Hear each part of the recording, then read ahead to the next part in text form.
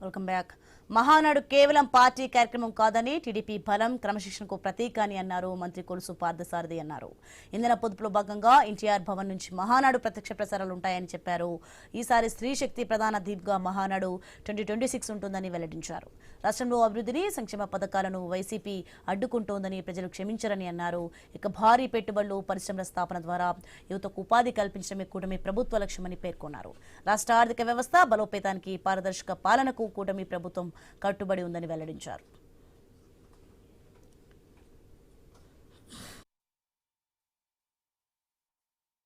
ఈరోజు జగన్మోహన్ రెడ్డి గారు చంద్రబాబు నాయుడు గారి మీద, లోకేష్ గారి మీద ఏ విధంగా ప్రేలాపనలు వెళ్తున్నారో ఒకసారి మనం ఆలోచించాల్సిన అవసరం అని చెప్పేసి మనం చేస్తాం. చంద్రబాబు నాయుడు గారికి హత్య రాజకీయాలతో సంబంధం ఉందని,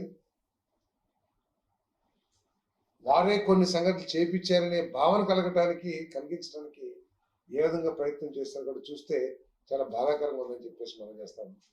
గత 5 సంవత్సరాల్లో వారు చేసినన్ని అకృత్యాలు, వారు చేసిన హింసాత్మక చర్యలు ఏ ప్రభుత్వం కూడా చేస్తుందని చెప్పేసి మనం చేస్తాం. బలహీన వర్గాల మీద, ప్రత్యేకంగా దళితులు బలహీన వర్గాల మీదే వారు దృష్టి పెట్టి ఎవరైనా బలహీన వర్గాల వ్యక్తులు కానీ దళిత వ్యక్తులు కానీ కొంచెం నోరిప్పితే, ప్రశ్నిస్తే వారిని హతమార్చడానికి ఎటువంటి సంకోచం లేకోకుండా నిర్లజ్జగా ఏ విధంగా నడి రోడ్లో ఏ విధంగా హత్యలు చేశారో ఒకసారి ఆలోచన చేస్తే వైఎస్ఆర్ కాంగ్రెస్ పార్టీ యొక్క తీరేంటో అర్థమవుతుందని చెప్పేసి మనం చేస్తాం.